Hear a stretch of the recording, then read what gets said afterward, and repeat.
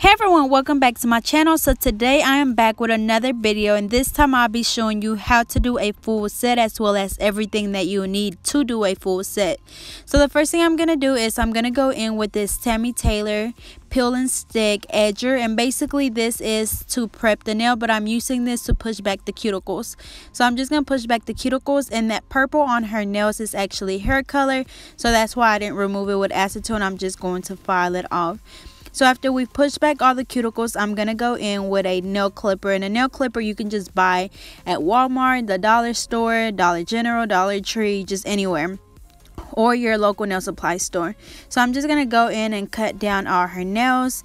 And her nails grow pretty fast. I know there's people that like their nails underneath the acrylics, but her nails grow pretty fast. So she likes to cut all her nails down to where you can't tell that her real nail is under there. So after this, we're going to go in and prep the nail, and to do that I'm going to use my electric file.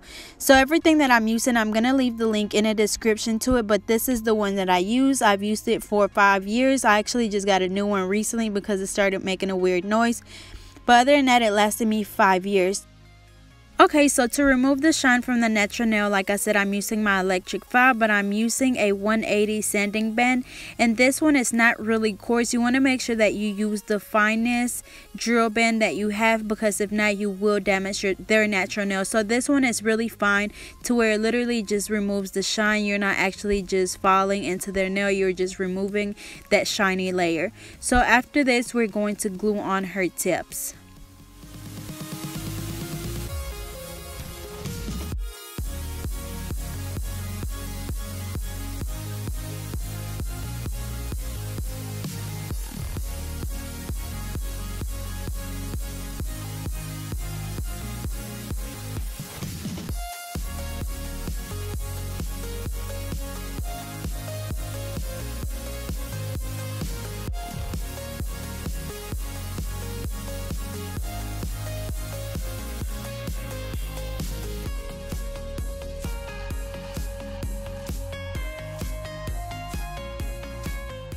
Alrighty, so now I'm just going to use a 100/100 jumbo file, and these will be on my website once it's restocked. So now I'm just going to go in and just file her nails. So I'm just basically like shaping them because I did cut them, so I'm just removing the little sharp edges.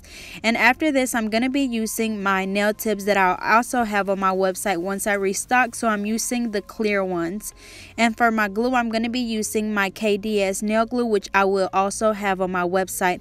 Once again, my website is still down. I'll keep you guys updated.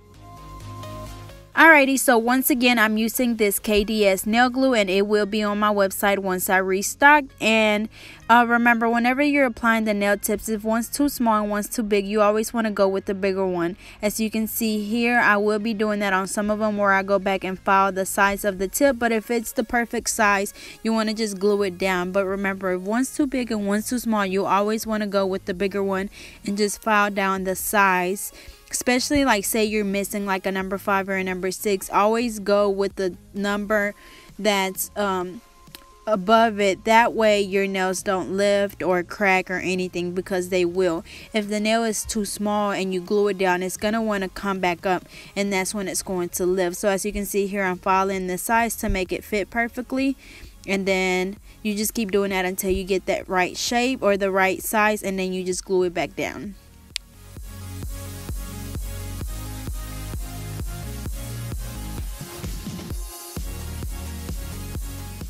So another thing that you want to be careful with is you want to make sure that when you're applying the nail tips that you hold your client's hand really straight. That way the nails aren't crooked.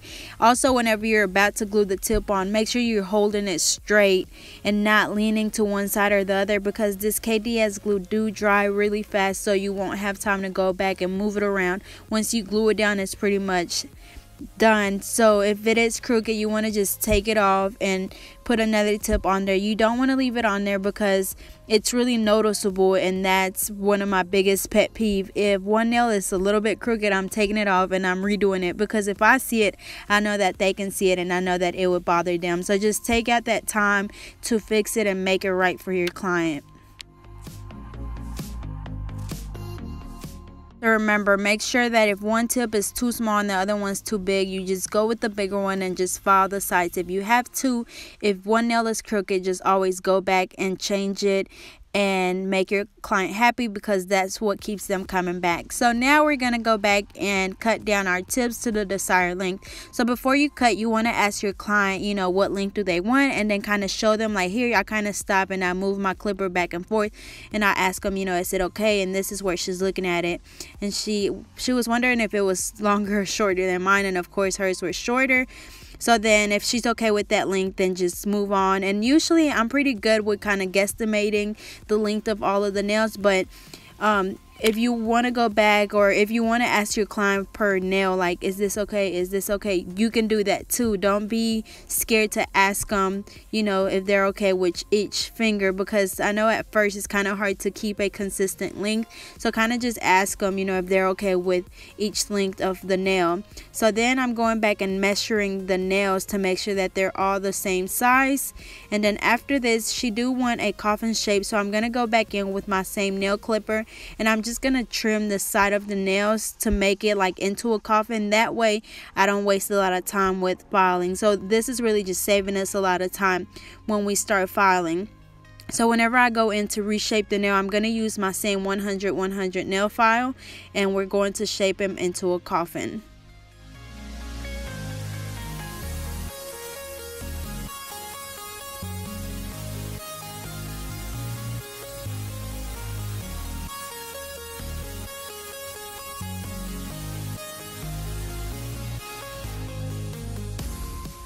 Alrighty, so whenever you're filing nails or when you're shaping nails, you want to make sure that you hold your file correctly. So as you can see, I file from side to side and I just alternate from one side to the other.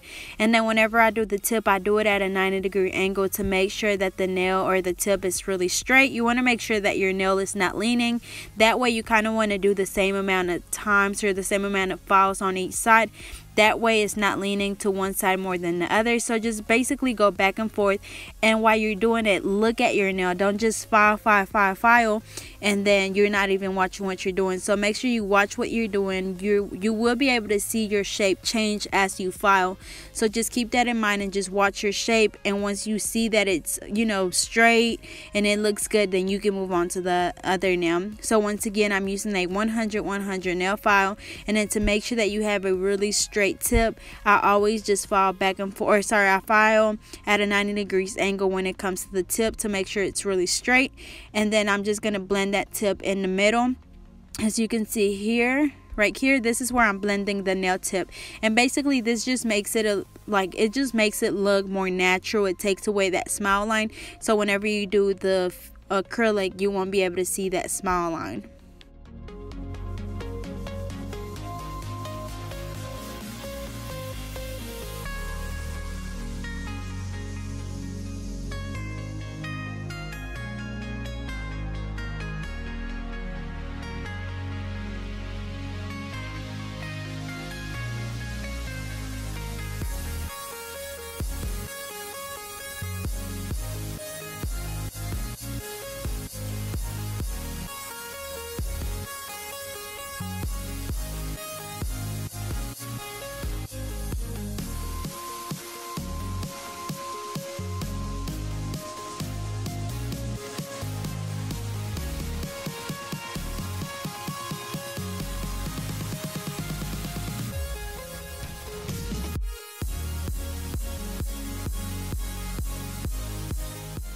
So after I shaped them, I went in and dusted them off. So now I'm going to apply this primer, which is my BONDEX by OPI.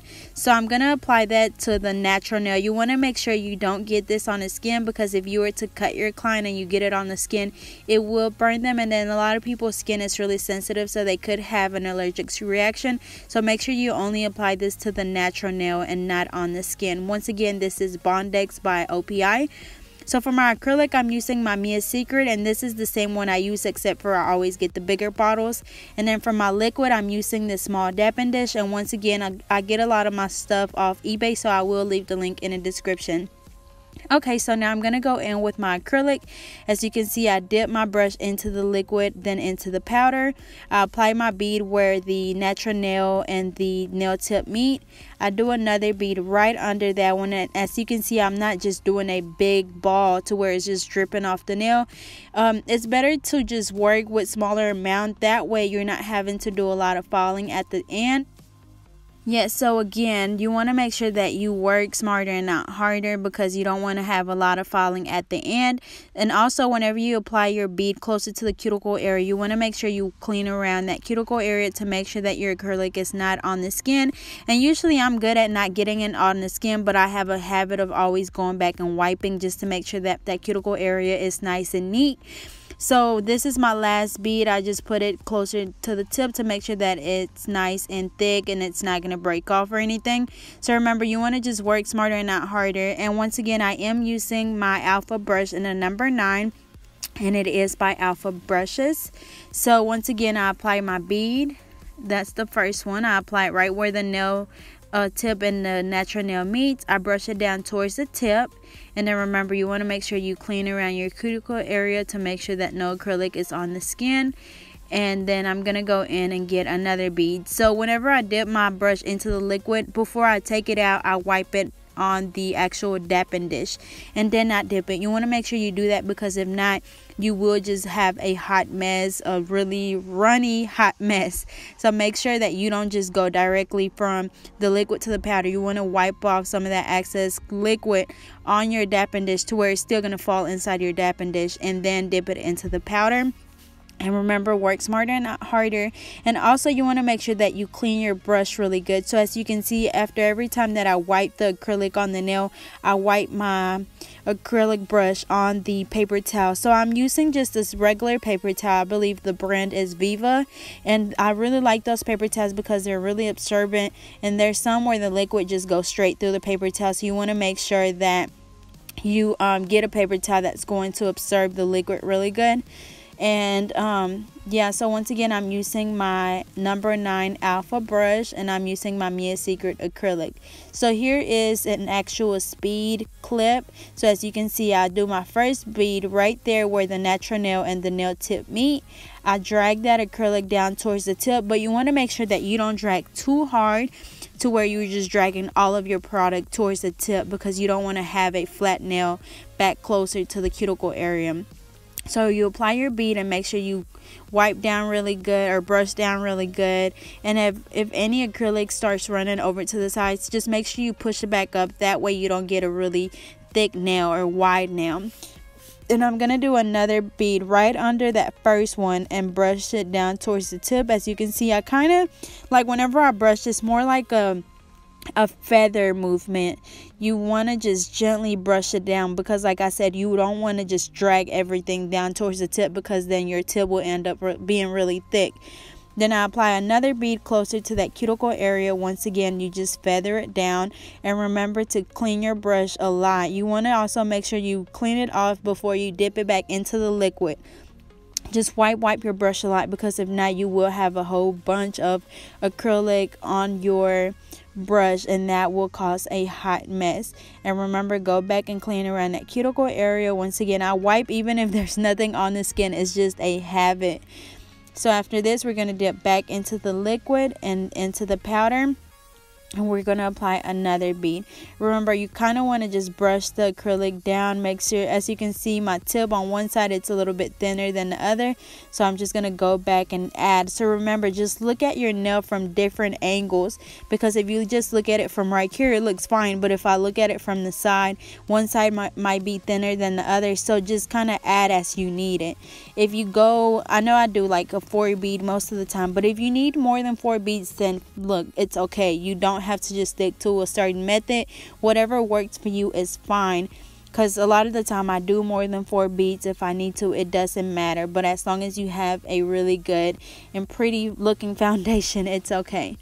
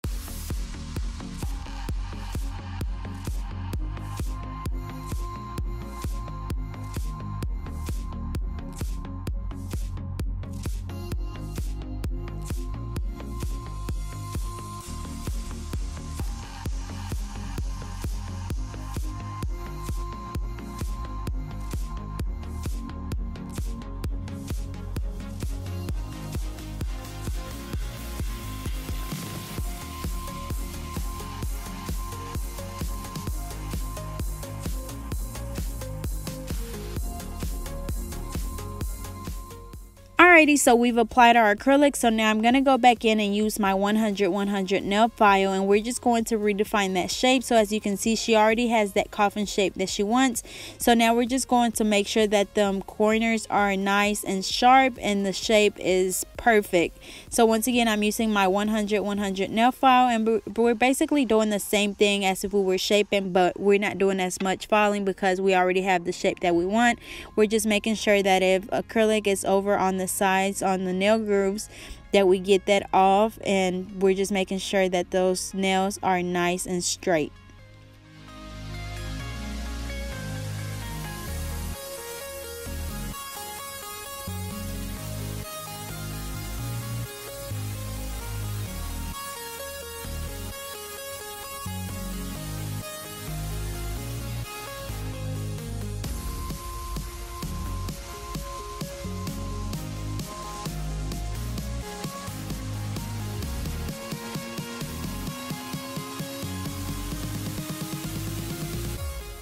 Alrighty, so now I'm going to go in with my fine drill bit, and I will have these on my website as well. So we're going to go in and we're going to focus on the cuticle area first. As you can see, that's the first thing I ever do, and this is my actual speed.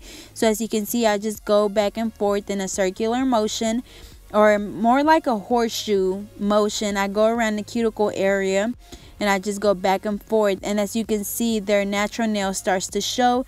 And whenever you're able to see their natural nail, their cuticle and the acrylic, you know that you've done a pretty good job at filing, because that way you know that the acrylic is not on the skin, which means that most likely you will not get any lifting. So remember, whenever you're prepping the nail, it's really important, as well as when you're doing this part. If you don't do the prepping and the filing correctly, you will have lifting.